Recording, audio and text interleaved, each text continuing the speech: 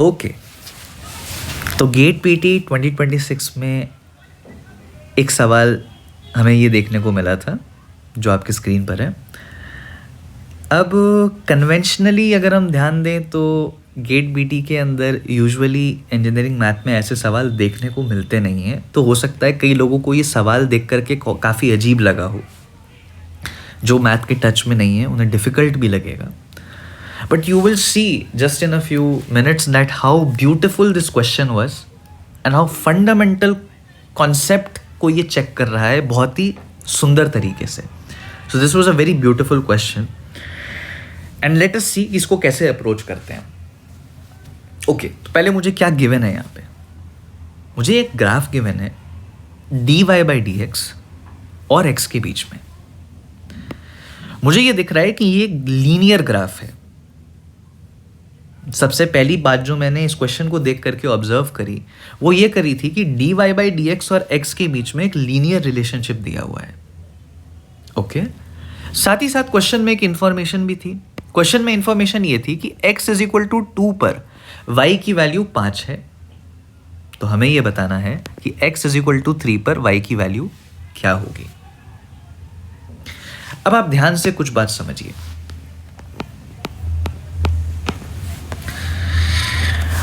हमें ये दे रखा है कि x = 2 पर y की वैल्यू 5 है, तो हमें ये बताना है कि x = 3 पर y की वैल्यू कितनी होगी। अब किसी भी x की वैल्यू पर y की वैल्यू कितनी होगी ये निकालने के लिए सबसे पहले हमारे पास y और x के बीच में एक डिपेंडेंसी, एक रिलेशन गिवन होना चाहिए। भाई अगर मेरे पास y = लेट्स से निकल करके आता है 2x + 3 फॉर एग्जाम्पल, तो मैं x = 3 को पुट कर दूंगा यहाँ पे, तो मेरी y की वैल्यू आ जाएगी।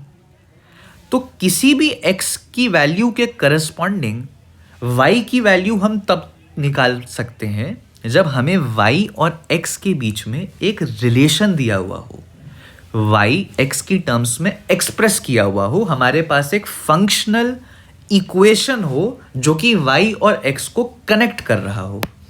जब तक मेरे पास y as a function of x unknown रहेगा, जब तक मुझे ये नहीं पता रहेगा, तब तक मैं ये कैसे निकालूंगा कि x = 3 पे y की वैल्यू क्या है। तो हमारा टारगेट यहां पे क्या है आपको ये समझना है। सबसे पहली चीज हमारा टारगेट यहां ये है कि मुझे y और x के बीच में फंक्शनल रिलेशन एस्टैब्लिश करना है। फंक्शनल रिलेशन एस्टैब्लिश करना है, तो ये हमारा उद्देश्य है। पहली चीज जो मुझे यहां से क्लियर होती है, ठीक है, मुझे y as a function of x निकालना है कि y x पे कैसे डिपेंड करता है। ओके, अब मुझे क्या दिख रहा है? अगर हम जानते हैं कि जब y को हम लिखते हैं mx + c के बराबर, तो हम ये कहते हैं कि एक स्ट्रेट लाइन बनता है। और हम इसके करस्पॉन्डिंग स्ट्रेट लाइन को कैसे बनाते हैं? हम एक y एक्सिस बनाते हैं, x एक्सिस बनाते हैं और एक स्ट्रेट लाइन बना देते हैं जहां पर ये हमारा c होता है। c यानी y इंटरसेप्ट। y इंटरसेप्ट का अर्थ क्या होता है कि स्ट्रेट लाइन y एक्सिस को जिस पॉइंट पे कट कर रहा है उस पॉइंट का y कोऑर्डिनेट जो कि यहां c है, तो दिस इज c। तो अब आप देखिए, जब y और x के बीच में एक लीनियर डिपेंडेंसी थी, यहां y और x के बीच में क्या है? एक लीनियर डिपेंडेंसी है। जब y और x के बीच में लीनियर डिपेंडेंसी है तो हमने y और x के बीच के रिलेशन को कैसे एक्सप्रेस किया? y = mx + c लिख करके।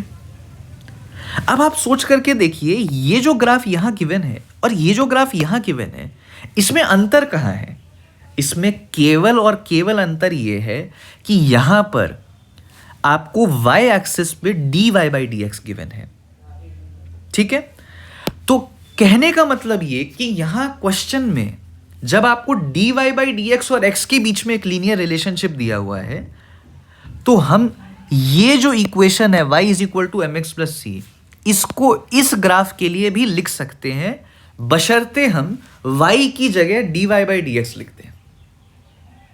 तो had the graph been between y and x, तो आपकी इक्वेशन ऐसे लिखी जाती y is equal to M X plus C. लेकिन क्योंकि graph dy by D X और x के बीच में है और उनके बीच में एक लीनियर रिलेशनशिप है, तो मैं क्या लिख सकता हूं? तो मैं ये कहूंगा, since there is a linear relationship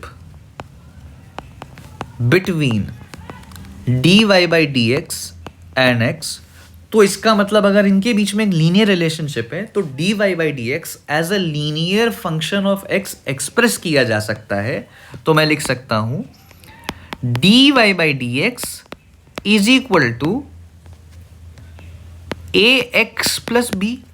मैंने m और c के बदले a और b लिख दिया यहां पे, कोई प्रॉब्लम इससे? ये बहुत इंपॉर्टेंट स्टेप है। ये मैं क्यों लिख पाया? क्योंकि मुझे क्या दिखाई दिया? मुझे ये दिखाई दिया कि dy बाई डी एक्स और x के बीच में एक स्ट्रेट लाइन कर्व है, दोनों के बीच में एक लीनियर डिपेंडेंसी है। तो मैं dy बाई डी एक्स को as a function of x लिख सकता हूं, जो कि 1 डिग्री का होगा, लीनियर होगा। और वो लीनियर का हिंट मुझे ग्राफ से मिला, क्योंकि ग्राफ यहां लीनियर है, ग्राफ यहां पे लीनियर है। और मैंने यहां पे y ना लिख करके dy बाई डी एक्स इसलिए लिखा क्योंकि मुझे y एक्सिस पे dy by D x given था। करेक्ट? यहां तक तो कोई प्रॉब्लम नहीं है। ओके, अब आप देखिए ग्राफ से, मुझे ग्राफ से यह दिख रहा है कि जब x 0 है तो dy बाई डी एक्स 1 है। ग्राफ से मुझे यह दिख रहा है, ग्राफ से मुझे यह दिखाई दिया कि जब x 0 था तो dy बाई डी एक्स 1 था। तो मैं लिख देता हूं, जब x 0 है तो dy बाई डी एक्स 1 है। सिमिलरली जब x 1 है तो dy बाई डी एक्स 2 है। सॉरी, माफ करिएगा, यहां पे ये जो मार्किंग्स हैं 1 2 3 4, तो जब x 1 है तो dy बाई डी एक्स 2 है। ओके, अब ये इंफॉर्मेशन का मैं इस्तेमाल कैसे करूंगा? ये इंफॉर्मेशन का इस्तेमाल मैं ऐसे करूंगा कि मैंने dy बाई डी एक्स को as a linear function of x express कर दिया है और मेरे पास ये गिवन है। तो कुछ नहीं, मैं इसे इसमें डाल देता हूं ताकि मुझे a और b की वैल्यूज मिल जाए। भाई, मेरे अननोन यहां पे 2 हैं, तो अगर मुझे 2 इक्वेशन मिल जाएंगे तो मैं दोनों अननोन्स फिगर आउट कर पाऊंगा। कैसे? देखिए, ये कह रहा है कि जब x 0 है तो dy बाई डी एक्स 1 है। तो x को अगर मैं 0 डाल दूं, a into 0 plus b is equal to 1, dy by D x 1 के बराबर है, तो b यहां से कितना आ जाएगा? 1 आ जाएगा। पहला इक्वेशन मिल गया मुझे, पहले इक्वेशन से मेरे को b की वैल्यू मिल गई। ओके, अब ये जो इंफॉर्मेशन है कि जब x 1 है तो dy बाई डी एक्स 2 है, मैं इसे डाल देता हूं। तो अगर x 1 है a इंटू 1 प्लस b 1 है तो b की वैल्यू यहां पे लिख देता हूं मैं, plus 1 is equal to dy by D x. तो dy by D x is 2, तो यहां से a आ जाएगा 1। तो मेरे पास a और b की वैल्यू आ गई। इससे मुझे क्या पता लगा कि dy by D x is equal to 1 into x plus 1 which is simply x plus 1। तो dy बाई डी एक्स जो है वो x प्लस 1 हमें दिया हुआ है। अब सवाल आता है, मेरे को dy by D x as a function of x तो मिल गया, लेकिन क्वेश्चन में मुझे जो निकालना था y ऑफ 3 निकालने के लिए मेरे पास y as a function of x होना चाहिए, लेकिन मुझे मिल गया dy by D x as a function of x। क्या करूं मैं? तो कुछ नहीं, ये हम डिफरेंशियल इक्वेशन और इंटीग्रेशन में इतना ज़्यादा परफॉर्म करते हैं स्टेप कि हम सभी वेरिएबल्स को उनके करस्पॉन्डिंग डिफरेंशियल्स के साथ रख देते हैं और उन्हें इंटीग्रेट कर देते हैं ताकि y as a function of x मिल जाए।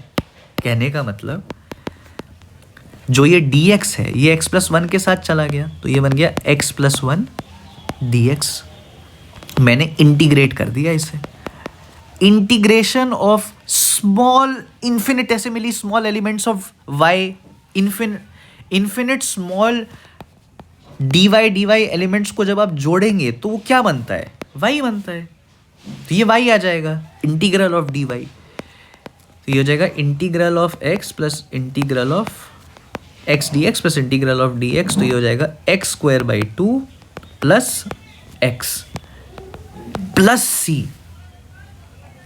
c भी आएगा क्योंकि अभी मैं इनडेफिनेट इंटीग्रल निकाल रहा हूं और इनडेफिनेट इंटीग्रल में हमेशा एक c आंसर में लास्ट में जोड़ा जाता है। तो मेरे पास आ गया y is equal to x square by 2 plus x plus c। ठीक है, अब मेरे पास फिर एक वेरिएबल आ गया c। अब इसको कैसे पता करूं मैं? इसको पता करने के लिए ही आपको ये इंफॉर्मेशन दी हुई है कि जब x 2 है तो y 5 है, जब x 2 है तो y 5 है। तो अगर मैं x इज इक्वल टू 2 डालूं तो y की वैल्यू क्या आ जाएगी, 2 square by 2 plus 2 plus c। तो ये आ जाएगा, ये 5 के बराबर है, y की वैल्यू 5 है। जब x 2 है तो y की वैल्यू 5 है। तो ये हो जाएगा सॉल्व करके 2 square 4 by 2 2 plus 2 plus c is equal to 5। तो ये आ जाएगा c इक्वल टू 1। इसका मतलब मेरा y as a function of x अब पूरी तरह से डिकोड हो चुका है। This is my y as a function of x। अब अगर मुझे ये मिल गया है तो मुझे पूछा क्या था, मुझे पूछा था जब x 3 है तो y की वैल्यू बता दो। तो अगर x 3 है तो y की वैल्यू बता देते हैं। अगर x 3 है तो y की वैल्यू हो जाएगी 3 square by 2 plus 3 plus 1। This is 3 square 9 by 2 which is 4.5, 3 plus 1 is 4, answer is 8.5। This is your answer. Very beautiful question, very fundamental question based on area under the curve and integration.